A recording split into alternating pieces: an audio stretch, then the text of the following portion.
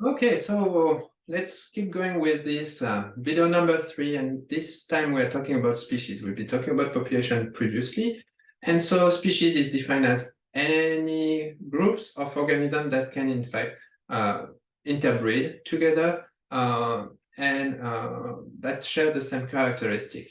So as soon as you can interbreed with another organism, another population, that means that you are part of the same species and sharing the same, of course, kind of traits.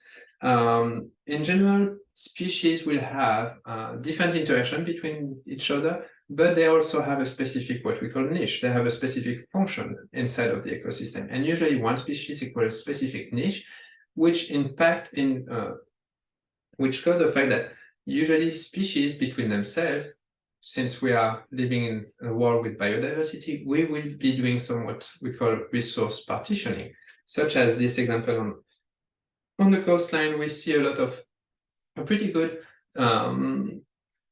partitioning of resources between the different species of waterfalls we can find on those regions where the flamingos will be taking the resources to deep water, the duck to slightly shallower water, the avocets to almost very shallow water, the oyster catcher mostly on the sand and mud, and the plover mostly on the sand and mud. So they really, each of them have a specific place where they will find the resources, and they are sharing. They are not invading the resources of the other. And so there is a lot of interaction between species, and we can in fact list different those different type of interaction, such as, for example, competition, which can be in fact intraspecific or interspecific. So intraspecific is what we can see right here, where we have two organisms of the same species, the lynx, hunting the same prey, or interspecific, where we have the lynx fighting with an eagle, another species, for the same prey.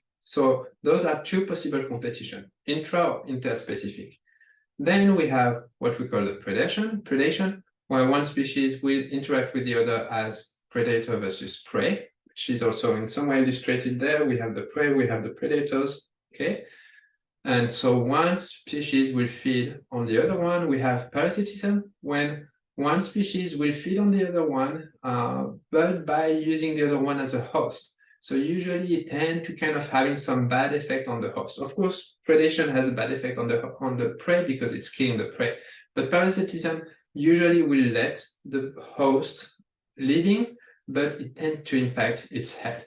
Then we have what we call mutualism, where two species will be interacting together, and that interaction will benefit both species, such as a bee that will be feeding from the plant, but at the same time it's taking the pollen and go to another plant and allow it to reproduce. So they figure out a way for them to interact and get benefits from that. Finally, we have something similar to mutualism, but it's called commensalism. In fact, only one species take a benefit, but it doesn't do anything to the other one. There is no harm to the other one at all. Such as, for example, in this case, this little shark, it's getting some protection from this big guy. But the big guy, it's not bugged by this little one. So there is not a specific risk of health issue or any damage being done on the big shark. But commensalism is when one species at least benefit from it, and the other one, well, whatever, in some way. Then all of those species will interact between, of course, what we listed, but through what we call the food pyramid. The interaction of species is in fact established by who's eating who. And so the food pyramid, if we go into the details, as already we can see from that illustration, kind of establish the base of it, which is usually plants, and then animals on top of it. So if we look into more details, usually at the very bottom part, we could list the sun, because the sun is at the origin of the energy that is feeding all life on the planet. And then it's feeding in some way all what we call the primary producers, which are the plants. Or we call them also autotroph, because they're using the sun to make their own energy. They're in fact converting the energy from the sun to turn it into some sucrose that can be used for the metabolism. And so those primary producers are always plants or algae, and being at the base of the pyramid, they are the most numerous. They have unlimited access to energy thanks to the sun. And of course, after that, they will be the base to feed to feed the first animal, which will be herbivores. So the first one, the next level of the pyramid will be what we call herbivores or primary consumers, because they are consuming the first level. And so starting from this point, all of the other levels will be in fact heterotroph, meaning that they are feeding on something. Autotroph means they're feeding by themselves, like plants. Heterotroph are all usually animals that will be feeding on others. Herbivores will feed on plants. Then we have the secondary consumers, or called the predators, that will be feeding on the herbivores. And usually we tend to have a top predator or a tertiary consumer that will feed usually on the one below it. And then we kind of closing the loop by, once those animals, those organisms are dying, by going through decomposition, scavenger, and going back to provide the nutrients to the primary producer that will make the energy. We can observe that we have levels inside of our pyramid, and in fact, those are what we call trophic levels. So the pyramid we're showing you right here has 4 different trophic levels. Usually pyramids will be limited to 3 to 4, maximum 5. 5 tend to be very unstable, usually 3 or 4 trophic level. The reason for that is because as we go higher and higher in the pyramid, there is less and less species and individuals. Why is that? Well, because in fact, as we go to the top of the pyramid, we have less and less energy. Because for each trophic level, as we're moving from one trophic level to the next one, only 10% of the energy is being transferred, and 90% of the rest of the energy will be lost, usually by heat, by kind of some waste due to the behavior of the organism. So imagine that you're starting your pyramid with, let's say, 10,000 kilocalories, okay? Which is usually the units we use to measure the amount of energy in food. So we have 10,000 calories. That means that for the next trophic level, we have 10% of it only available, which is 1,000 calories, okay? On the next trophic level, we're dealing with only 100 calories.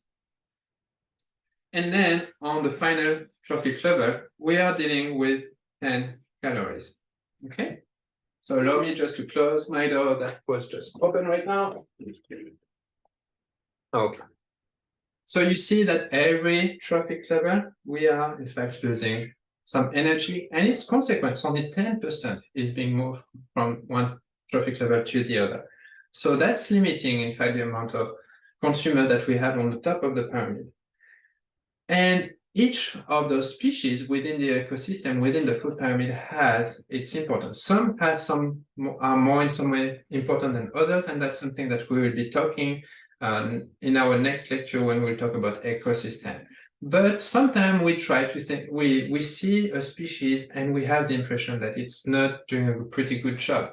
But we figure out that in fact, if we would try to take it out from the ecosystem, the place it's living, that tend to have some dramatic consequences. And by saying that, in fact, I'm meaning that our, unfortunately, human activity, tend to have a bad impact on those species, and it tend to make weaker, in fact, our ecosystem. As an example, shark, for example, they have a very bad reputation, especially since all these nice Hollywood movies are making, but sharks are very important into the marine environment. And the species close to it, this little human, is making much more damage into the marine environment than shark can do. And so let's look at this quick video that explains why sharks are so important within the ecosystem. Tiger sharks and other large sharks are top predators that help maintain the health of marine ecosystems. But worldwide, shark populations are decreasing. Sharks are vulnerable to overfishing, and increased demand for shark products has driven large sharks to the brink of extinction. The removal of sharks disrupts the food chain and can have devastating and unexpected consequences. A simulation model of the northwestern Hawaiian Islands illustrates the potential effects of removing sharks from pristine coral reefs. Within this diverse marine environment, our focus is on the interaction between sharks, seabirds, and two commercially important fish species, tuna and jacks. In this ecosystem, tiger sharks are a primary predator of seabirds. By removing tiger sharks, seabird populations significantly increase. The larger seabird populations require more of their primary prey, small tuna and jacks, resulting in the crash of these fish stocks. The results of the model are supported by real-world observations that underline how important sharks are to maintaining populations of other species. This is one example of how removing sharks from the marine environment may have other negative effects that spread through the food web. So we talked about population, we talked about species, and to end up this video, just want to talk about not biodiversity, but in fact what we call ecological diversity. If we look at the ecosystem side, in fact, there is also a diversity within the ecosystem. What we found is usually those ecosystems located around the tropics, the equator and the tropics, tend to be the place where we found most of the species. You have, in fact, this map illustrating you what I just said, with the richness of the species between red or reddish dark red, and we can figure out this is happening around the equator and the tropics.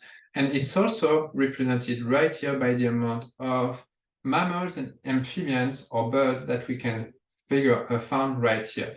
Fortunately, it's also listed some of the threatened species that are right now under the age because of our activity and change, especially in global warming. But we see that there is, for life, an adaptation that is happening better for warmer temperature. And in fact, one of the reasons is because warmer climate has existed longer than cold climate. So species have had a chance over time to adapt better to warmer climate than colder climate. Also, usually the tropics, equator tend to have some less variation of temperature over the year. It's more uniform. And so it's easier for species to adapt to little change than to big change. And so it's explaining why most of the time, why we found most of the biodiversity on the planet located around the equator and the tropics, between the 30 degrees latitude north and 30 degrees latitude south. Just going with this, finishing up this part, and that's something that we will be talking in discussion, the different location of ecosystem on the planet, which will depend, which in fact is being driven by temperature, amount of precipitation, seasonality. In fact, all of that creates what we're calling biomes. And so we have different numbers of biomes. You can look online. Some people sometimes refer to 5 major biomes. It can go up to more than 20 biomes. On this example, you have 9 different biomes: savanna, tropical rainforest, boreal rainforest, tundra. On this one, you have, let's see, 1, 2, 3, 4, 5, 6, 7, 8, 9. So very similar to that one. And you see with this figure right here that you tend to have biomes for different latitudes. So meaning that you have the tropical region, which is usually between 0 degrees latitude to 30 degrees latitude, temperate region from 30 degrees to about 40, 45 degrees latitude. Then you have, or 60 degrees latitude. Then you have the 60 to about the 90 degrees latitude, and kind of a limit in between around the 70, 80 degrees latitude. So what we observe is the warmer, usually the more biomes we can have. And in fact, it's going back to the more type of species we can observe. Final one, if you want to know more about biodiversity, about ecological diversity, in particular about California, I invite you to join the class of ESS 50 Ecosystems of California, which in fact makes you kind of a road trip around California, explaining you the different type of species and why California is such a rich state regarding species, regarding ecosystem, regarding life in itself. And with that, you should be done. We still have one last lecture on extinction, but you should be able to answer questions such as, for example, how does genetic variation help a population survive in the face of a changing, uncertain environment? That's something I covered in the previous lecture, in the previous video. why population of K-selective species usually takes more time to recover from a disturbance, or why intraspecific competition tend to be more challenging than interspecific competition. And with those questions that I let you think about, I'm stopping there and I'm inviting you for the number 4 and last video recording of this lecture on extinction. See you in a bit.